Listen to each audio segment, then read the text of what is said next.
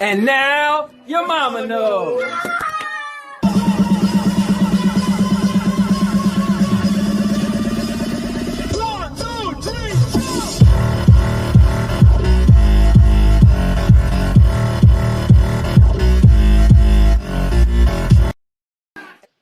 Alright, I am back in the building, the cowboy. Alright. So I'm gonna get through this. Some people will probably watch this later on. So I just kind of want to do it. So let's get back to my point. So first of all, let me show you guys this. Well, hold up, let me not do that yet. As I let some people get back in here. Let's see. Only thing I could think of is probably was my OBS. OBS acts weird sometimes. So. How would? All right. So, let me switch up. Any of you guys who are watching. All right. So check this out. So my internet speed was good. So all I could think of is OBS acting crazy. But my internet speed is 880.9 download and 40.87 upload. So that's more than adequate enough to be able to stream and show videos and all that. But it didn't look like OBS was having an issue. So I'm a little, I don't know. Anyway, that's going to be part 1, and this is part 2. So let's get into it. Let me let you finish hearing what Rick had to say. Sony use these live service games and compete with games like Fortnite? You would think that's insane. They would just release them everywhere. And the more platforms you release on, the more chance people will play them. That's what they're hoping for. So I think the days of exclusives being a black and white thing on platforms, the days are numbered. I'm mixed on how I feel about this because, look, here is one of the biggest selling points to Nintendo is their exclusives. You can't get Super Mario Odyssey on any other platform but the Switch. True. That's one of the things that helps sell Nintendo's platform. Also, AAA third-party games, too. You get the third-party ports, you get the first-party games. That combination makes for a solid platform.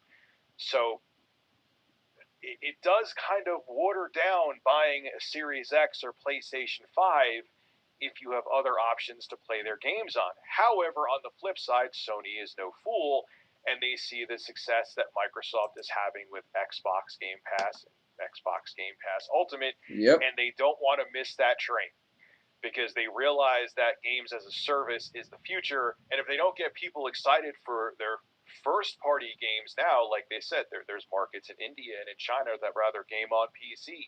They want people in the PlayStation ecosystem, no matter what platform they're on, even if they don't own a PS5.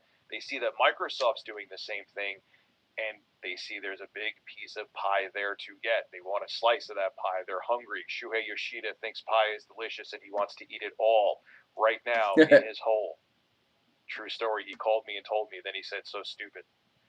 Because that's a dead meme from Rich 2013. is a but funny the bottom guy. line is that there was no way that Sony was going to miss out on this. They're seeing that's success actually with games like Horizon Zero Dawn and now Days Gone. They know that people want the games on PC. They see that obviously with the high demand of the PlayStation 5, that putting these games on PC is not going to hurt their hardware platform, which is the PS5. So why not make more money? Why not have more people play your games? Again, it'll be interesting to see the long-term effects because if you can play the games in other places, why do you need to go out and buy Sony or Microsoft's hardware? Exactly. But I think in the long term for both companies, this is the smart choice because games as a service is a future, and games on a specific piece of hardware is not the future.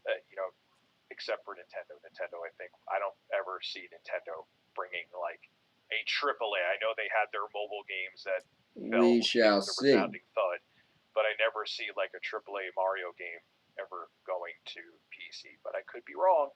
Yeah. At least legally, anyway. I don't see it coming to PC. But only time will tell. This is Rich, a Review Tech USA. That's enough of your nonsense, Rich, from Review Tech. But so here's the thing, guys. It's a scary world out there. Anything's possible at this point. And so now more than ever, it's looking like, well, how much does exclusives matter, right? Because right now, everybody see what Microsoft is doing, and it is what it is. But Sony's been like, you know, the cool kid and make exclusives look good where you want to be at, right? What's going to happen, though, the day where people make games just to make more money? All right, so for instance, right, and Bruce, tell me why you disagree. But if I want to really make more money, I'll make something really good, but then I'll put it all over, right? Just think about it. Mom and pop shops do great, right? If they're small, but they always inspire to be a bigger company and branch out, right? That's why Carvel was good, but you could go into Walgreens or ShopRite and find a Carvel ice cream cake, right? So I know video games, exclusives has always been a thing, but how many exclusives, let's say Sony, because they're the king of exclusives, how many exclusives do Sony come out with a year, right? Versus how many AAA games, AAA third-party games come out in a year. So I guess people go crazy. They get in an ecosystem. And I feel like it's more than just exclusives. It's more just you pick that ecosystem and then now you're stuck in it and you have your bragging rights. You have your tribalism. Your reason why you don't want to jump back and forth. Proto said, good morning, I'm dead and you're alive. Yeah, man. Because I don't know where you live at that is morning. Well, then again, let me not say that. Oh, dead inside. But what do you guys think though about the exclusive? And Bruce, let me know I would like to hear what you have to say. What part you disagree on. So I think exclusive has been the way to wage war in gaming for many years. But again, like I said earlier in part one, I think I really think crossplay is going to challenge exclusives. Because I feel like there's certain people, if I bring up The Last of Us, there's so many people that said I never played that. So many people said I never played Uncharted, right? These are games that when you think of Sony, and again, Sony's the king of exclusives, but ask how many people who played a Sony exclusive. There's a lot of people on Microsoft that only have an Xbox. And they never played a Sony exclusive. So they're missing out, right? Wouldn't you would like to say they're missing out, right? There's people on Sony that never played a Gears of War. Never played a Halo. So aren't they missing out? But they seem to be doing just fine. And they seem to be still buying games and playing games. And they're missing out on those exclusives. So I would love to have that conversation. It's exclusive versus exclusives. The gaming world. Look at The Last of Us Part 1 and Part 2. They both end up being Game of the Year. Right? Both Game of the Year. But there's people who never played them. So, that's the question. Joshua, what's going on? How's it going? How you been? Said, do you have beef with Doc Dark 1985? Let me tell you something about Doc Dark 1985, all right? This guy, man, is the Xbox guy. He went as far to call himself an Xbox. Let me tell you guys, an Xbox. I don't subscribe to calling himself an Xbox, a pony, a Stadia stand, or whatever. I don't know what they call Nintendo fanboys. Those are what's called fanboys, right? Once you become a fanboy, you stop even listening to the truth. You just go so hard for the other team, the team you're representing, and you don't realize that some stuff that you're saying isn't even factual. You just want to win. So, yeah, Doc Dark, I beef with him sometimes. But we've also did a video together some months ago. You got to check it out. It's pretty good. We was actually praising Xbox. Let's see. So, but thanks for jumping in, Doc. Joshua. I appreciate it. Whether you like Doc or not, I could be for him or I could roast him. You know. Bruce said, "Look at Monster Hunter Rise. It's Switch exclusive, but already slated for Steam in 2022." Well, Monster Hunter. Look at it this way.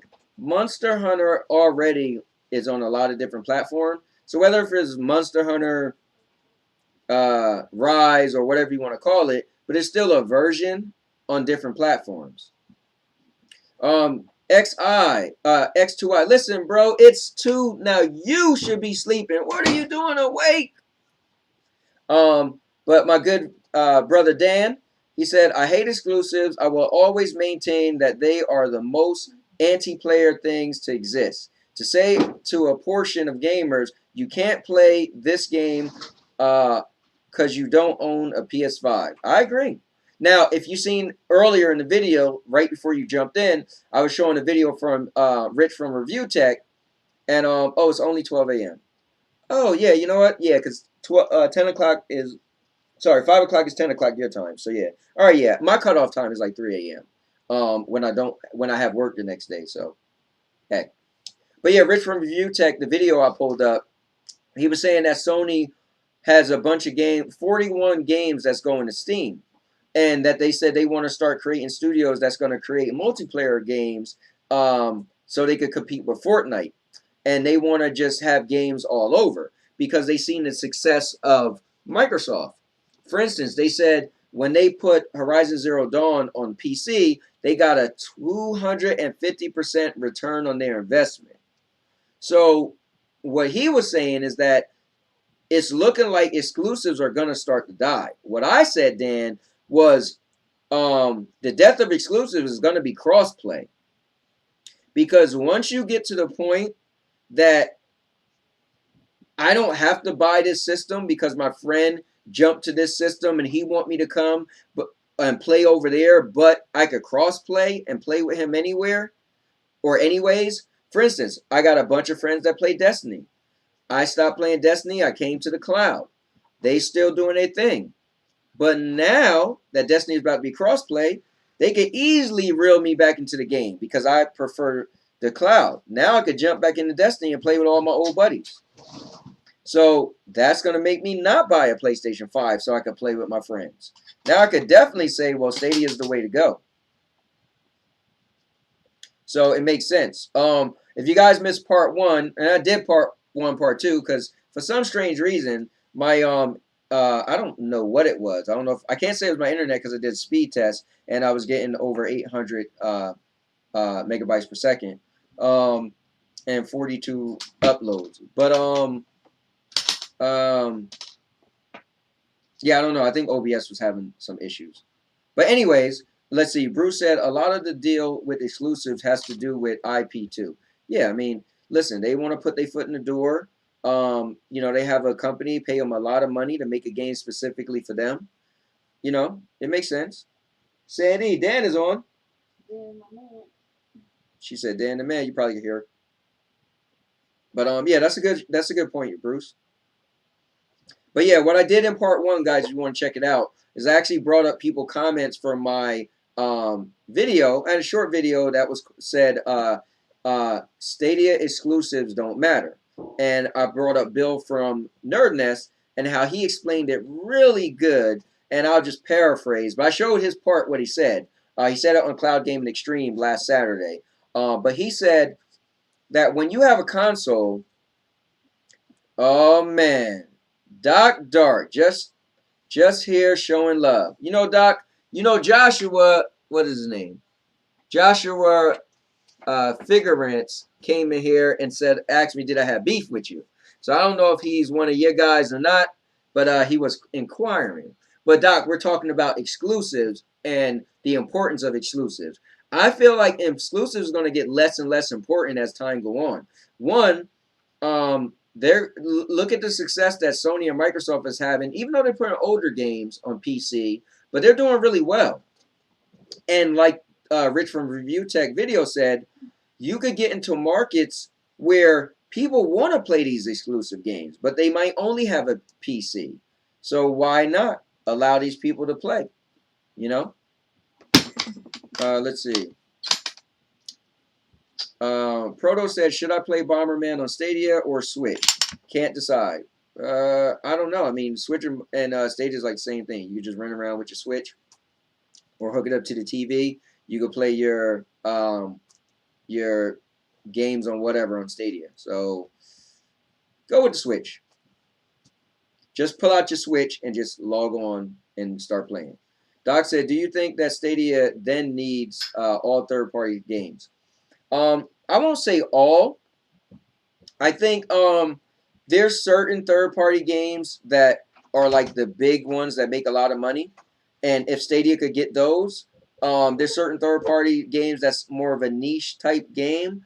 And I think for instance, right, when you look at the video game awards every year,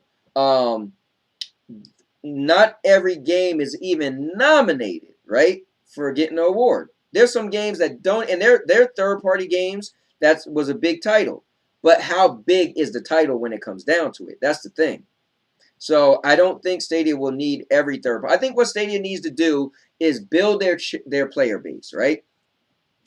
How they build a player base isn't really getting all the great games.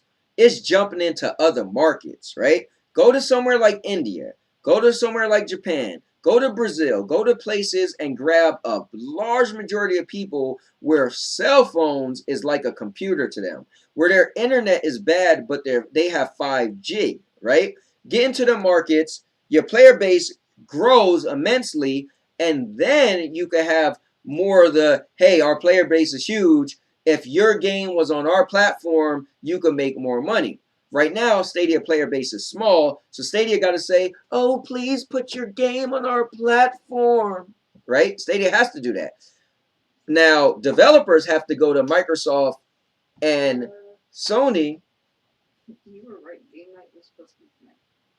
Told you. So Microsoft have to go to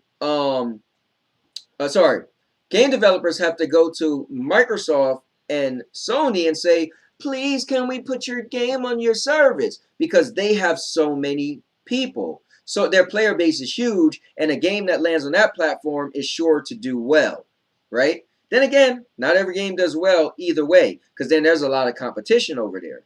So it's a toss-up on developers making a good game that people want, word of mouth getting out there, and people say, I got to have that game, but also it's called player base. Let me get into the comments. Let's see. That was a good one though, Doc. So Doc said Stadia needs to lock down the big third party, in my opinion, like GTA 6 and such. That would, listen, bro. Everybody's gonna need GTA 6. That might be the sole reason Nintendo want to make a pro version of the Switch, because man, that's a cash cow for the developers. That's a cash cow for the console or the platform. Yeah, I mean, and you know, if you could have Grand Theft Auto 5 came out on the PlayStation 3 and the Xbox 360. Before there was a PlayStation 4, sorry. And that game is still doing good. The remastered version is about to come out. So yeah, you are 100% right. But not just Stadia. Everyone. And that's what I think is going to hurt Luna, right? People like Luna, but Luna is a service like Netflix, right? It is a Netflix of gaming. You pay $5.99 a month and you get whatever games are rotated in their service, right? Are they going to be able to put Grand Theft Auto 6 in the Luna lineup? I don't know. I don't know. So you're going to want to buy games on Luna, but you can't. And that's why I say Stadia is the king of the cloud, because you could buy games on Stadia. Now the question is, will Game Pass have Grand Theft Auto 6? Because I tell you this much, Microsoft is going to have to throw some serious cash to get GTA 6 in Game Pass. And I know you're going to say they got GTA 5, but let's be clear. That game is old. It might still be popular, but it's super old. Holding on to them strings. You know? Proto said, okay, I think it's crossplay, so I'll pull up my Switch. Thanks. Yeah, man, definitely. Jump on your Switch. You know, I'm not a hater. But, you know, this is my preferred platform. You talking to me? Yeah, do you want to go? I got my tournament. And to be honest with you, I don't want to play sitting in my car tonight. Yeah, honestly, this means a lot to me. We're going against the only other Stadia team. I don't care if I lose every single match, but I gotta win this. And you know, you did tell me it was tomorrow, so I plan to play my tournament. No, it's my fault. I mixed it up. Let's I see. had it on Saturday on the calendar. All right, so Bruce Campbell said GTA 6. He's drooling. Oh, I'm buffering again. Hold on. Oh, I'm looking. He said, you buffering on my end? I got it playing on my screen. And let's see. I'm watching myself. I'm not buffering. But if I am buffering, I'm going to be a little annoyed.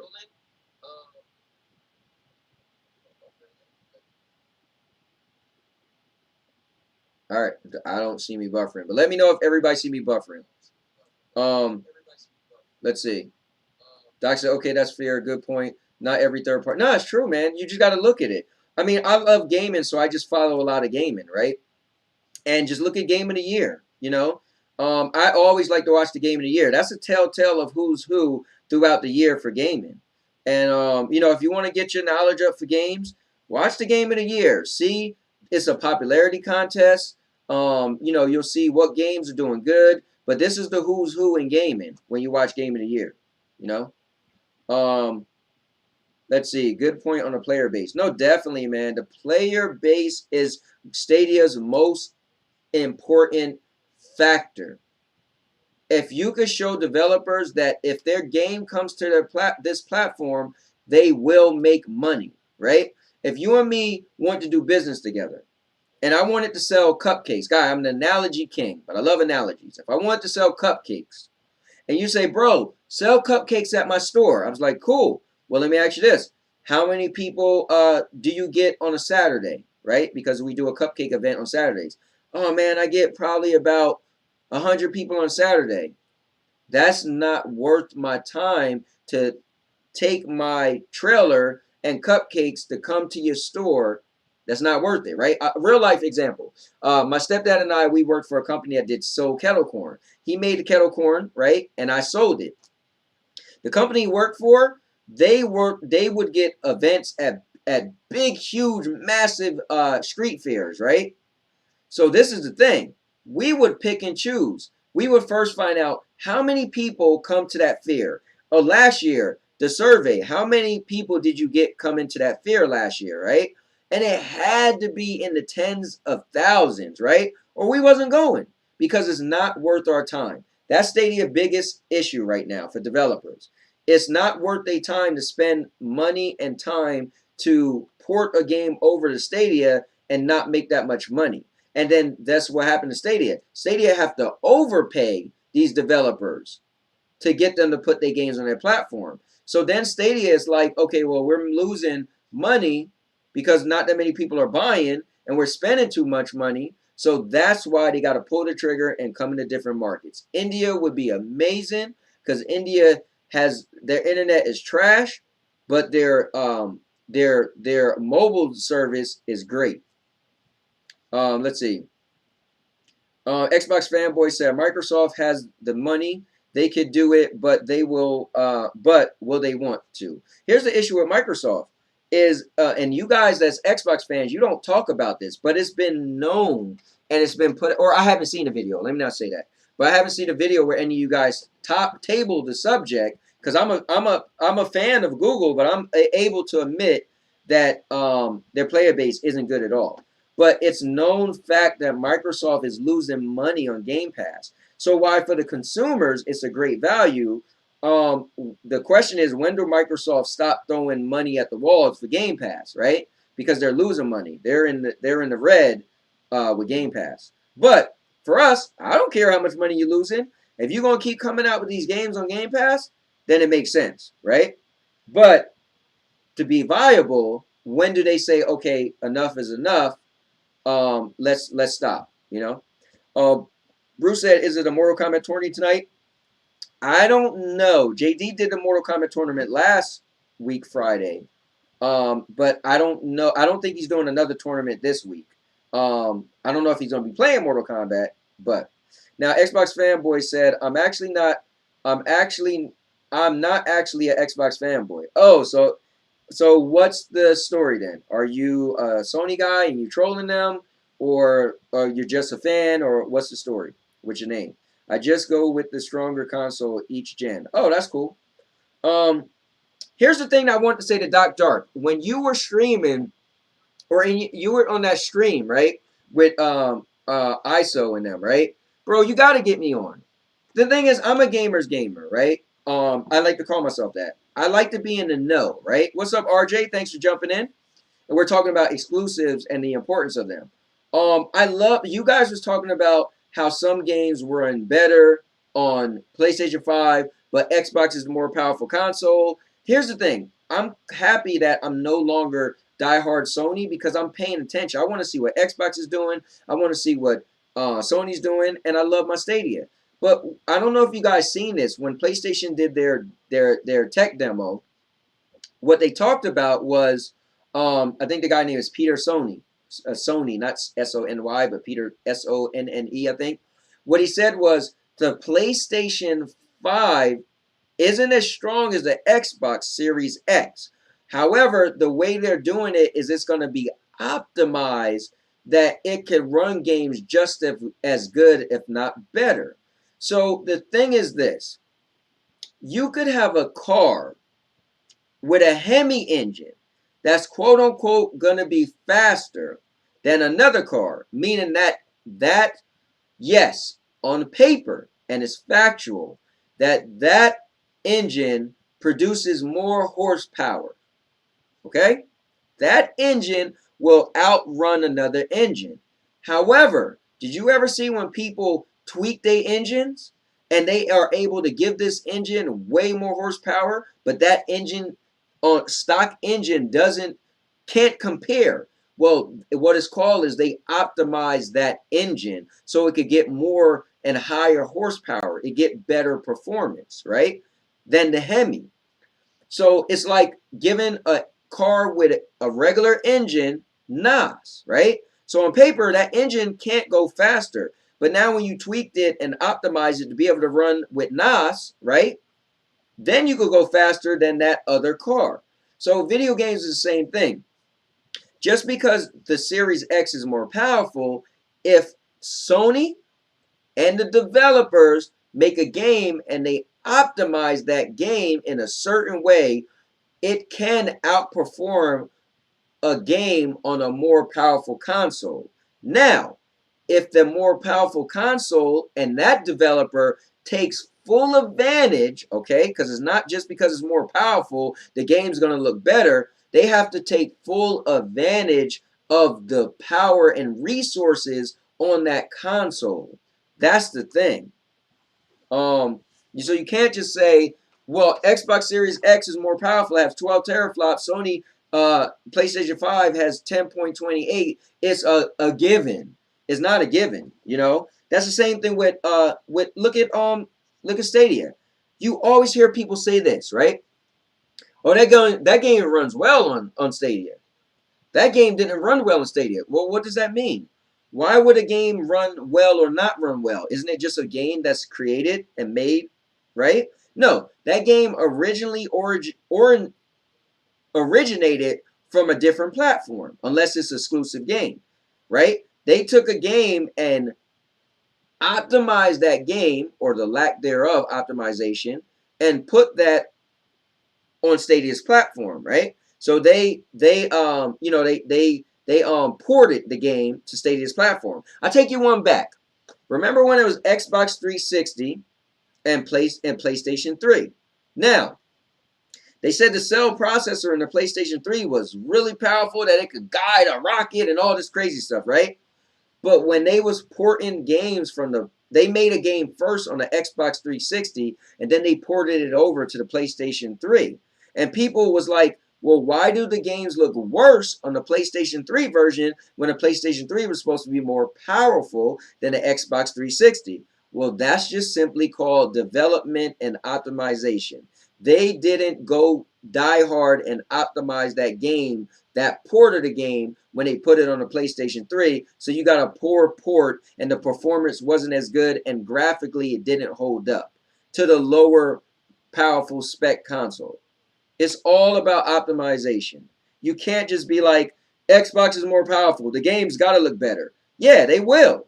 If that developer takes the time to work with the Xbox, and that's when you guys start talking about tools. Oh, they have the tools. Now they got the tools. But yeah, man, I like to talk games. Get me on there, man, because we could chat it up. Anyways, let's see. Doc said the Xbox Series X is showing its power. Well, to me, at least. I like frames, 160 frames per second. Mass Effect Legendary versus Sony 60 frames per second. Yeah, I mean, listen, again, the developers, BioWare, made sure they optimized that game to really push it on the harder hardware. But we have to agree, typically 3 to 4 years in the life cycle of a console is when you start to really see a console flex, right? So we're talking right now, oh, this is more powerful, the PlayStation isn't more powerful. Let's see what happens with the PlayStation and what it could do about 3 or 4 years from now. If they're going to really be able to use here's a word I'm going to use, the architecture of that system, right? Let's see if they're going to really use the architecture of the system, because here's the thing. You can have how powerful this is, how powerful this is, but how is it designed? What's the architecture, right? Same thing with Stadia. Here's why people say Stadia shot themselves in the foot. Stadia runs off Linux because Google likes Linux, right? Well, it's a known fact that Linux is harder to make games for, right? So if I have a game on this system, but I want to make the version for Stadia, it's going to take a lot of work versus making a version for Luna, right? Or GeForce Now, perfect example. GeForce Now, you snap your fingers and bam, you got a port, right? Because you could just make that game. So you guys got to remember, there's a certain thing called optimization, you know, and the architect of the system that is developed for.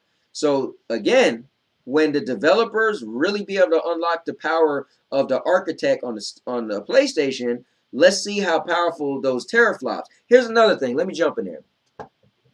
I don't know if you guys notice or not, right? Again, I'm a gamer's gamer. The word teraflop is being misused by people who don't utilize or people who aren't PC guys, okay? We're console guys. That's called a buzzword.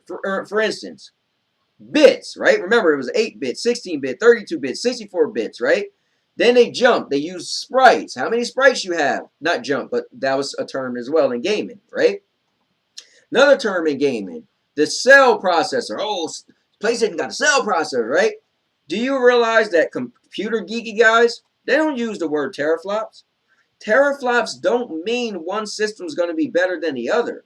It's how that system is being optimized. Since we're novices and we never used the term teraflops till now, we throw it around like, oh, we got 12 teraflops. You got 10.28. Say teraflops to a PC guy. They're like, bro, we're talking about the GPU and the CPU. How hard can it be pushed? What's the max, right? You hear people talking about the 1080s, right? They're talking about a 2060, talk about a 3080, right? You don't hear them talking about teraflops because that's a misused word. That's a buzzword for console people. Now we're hearing teraflops when that's not a thing to really judge. It's how you can optimize that system. Anyway, let me get into it. RJ said, what up, Anthony? Oh, wait, I already read that. Let's see. All right, so Xbox Fanboy said PS3 was hard to develop on. Sadly, I suffered through the PS3 era, but PS3 exclusives were hitters. Yeah, so PS3 was because they wanted to deviate from from everybody else and have the cell processor. And so it was harder to make games. But when they had a PlayStation company like Naughty Dog that made Uncharted, made Last of Us, yes, they hit it out the park. I still say The Last of Us Part 1 was the best game I ever played. Now, it's not my favorite game, but when it came out, it had the best graphics. It had the best gameplay. It had the best story. It was hitting on all cylinders. It was a masterpiece. And I still haven't played a game yet to this day that I could say at the time I played it, the graphics blew me out the water. The gameplay was spot on, and the story was like, bravo. But Sony did that, right? Let's see. Doc Dark said, yeah, you're right. 3 to 4 years. Yeah, 3 to 4 years. Proto deleted one of his messages, and he said, Proto, not Proton, LOL. Ha ha ha. If I said Proton, my bad.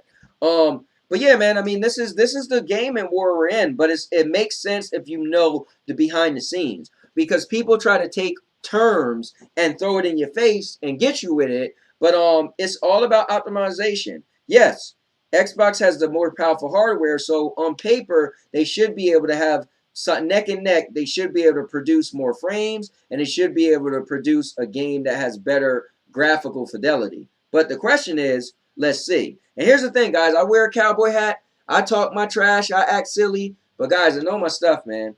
And I like to debate. So, you know, I like to be challenged because I live for this stuff. But, yeah, I like to talk games. But anyway, guys, we've been talking a lot. We had a part 1 and a part 2. You guys gave great feedback. I'm going to go forward, and when I make a pre-recorded video, then what I'll do is if there's a lot of conversation, then I'll make maybe a live video so then I can talk and bring up other people's comments and actually showcase them. Anyways, you guys got any other questions, any other things you want to add, let me know. I'm about to shut it down. Proto said, okay, YouTube is deleting my messages.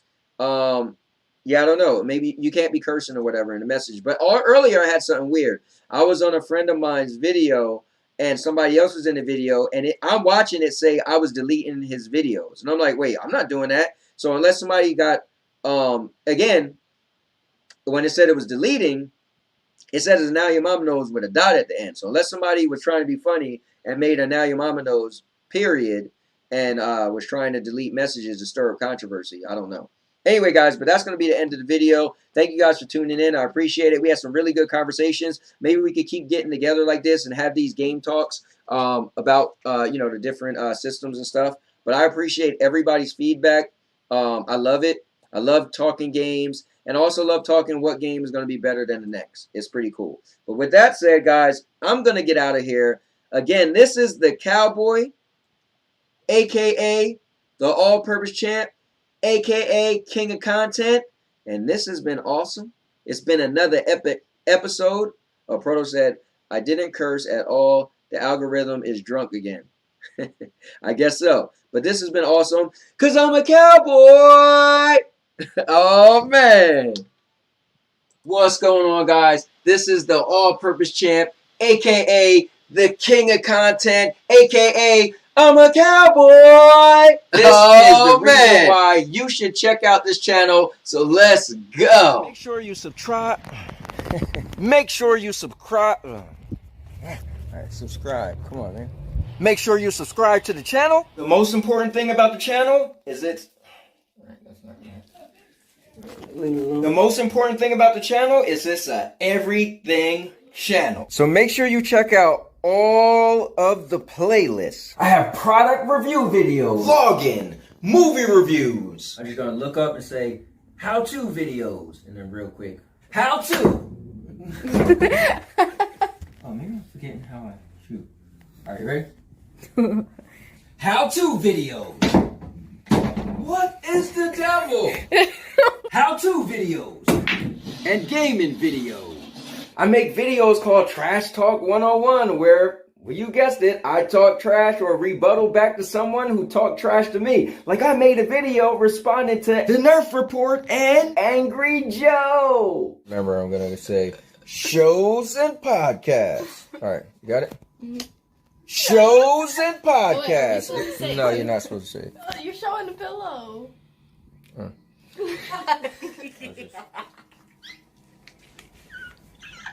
Okay. We don't have to do the head thing if y'all can't do it, all right? Okay, No, just can do it. no. Yeah. And then put a little There you go. Whip that name. Shows and podcasts and more. And also, guys, make sure you subscribe to the channel so you can be added into the new subscribers thank you videos where I make a skit and I post everybody name up on the screen who subscribed to the channel in an individual month. You gotta see videos like the March subscribers video where I was dancing. The July video I have my cute granddaughter saying thank you. Or even the video where I smashed my 84-inch TV as I said thank you to everyone who subscribed. Make sure you go to my playlist because the playlist is where you can see all the different videos I have. I have over 1,000 videos, over 50-something playlists, and every single video on my channel is assigned to a playlist. I want to thank everyone who ever came to the channel and watched a single second of any video. I just want to say thank you from the bottom of my heart. Please like, comment, and subscribe for more content. And with that said, and now your mama knows. And now your mama knows.